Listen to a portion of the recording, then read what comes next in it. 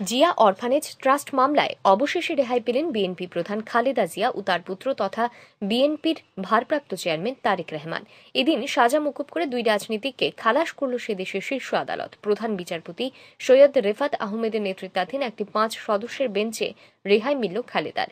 গত 3-4 ধরেই চলছিল শুনানি। এই মামলার জেরে এতকাল নির্বাচনের পথে নামতে পারেননি খালেদা, কিন্তু আপাতত আজকের রায়ের পর সরে গেল সকল বাধা।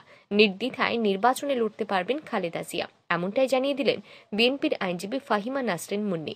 উল্লেখ্য, 2018 সালে খালেদা জিয়াকে এই মামলায় 5 বছরের কারাদণ্ড ও তারেক রহমানকে 10 বছরের কারাদণ্ড দিয়েছিল নিম্ন আদালত। পরবর্তীকালে সেই মামলায় হাইকোর্টে উঠতেই আরও 5 বছর সাজার মেয়াদ বাড়ানো হয় খালেদা জিয়ার। এরপর 2019 সালে মার্চ মাসে জামিন চেয়ে আবেদন করেন খালেদা। সেই আবেদন মঞ্জুর হয় গত বছরের পালা বদলের পর।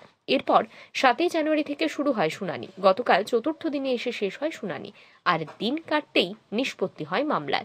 বেকসুর খালাস পান খালেদা ও তারেক। বিএনপি প্রধানের বিরুদ্ধে চলা সকল মামলাগুলির মধ্যে এটি অন্যতম। আর এবার ইউনূস আমলে সেই জিয়া অরফানেজ ট্রাস্ট মামলা থেকেও রেহাই পেলেন তিনি। ফলত বাংলাদেশে আসন্ন নির্বাচনে লড়াইয়ে আর কোনো বাধা রইল না খালেদার, এমনটাই জানা গিয়েছে তার দল সূত্রে। অবশ্য বাধামুক্ত হলেও তিনি আদৌ নির্বাচনে লড়বেন কিনা এ নিয়ে কোনো সিদ্ধান্ত জানা যায়নি দলের তরফে। প্রসঙ্গত, হাসিনা সরকারের পতনের পর থেকেই বাংলাদেশের দায়ভার গিয়ে পড়েছে অন্তর্বর্তী সরকারের হাতে। এদিকে জেল থেকে মুক্তি পেয়ে চলেছেন একের পর এক বিএনপি নেতা, আর গড়াদের বাইরে আসতেই দেশে নির্বাচনের দাবি তুলে আসরে নেমেছেন তারা। এমতাবস্থায় চাপ বাড়ছে অন্তর্বর্তী সরকারের, চাপ বাড়ছে ইউনূসের। আর সেই চাপে 2025 সালের শেষ ভাগে বাংলাদেশ নির্বাচনের সম্ভাবনার কথা জানিয়ে দিলেন ইউনূস। ব্যুরো রিপোর্ট, আর ই নিউজ।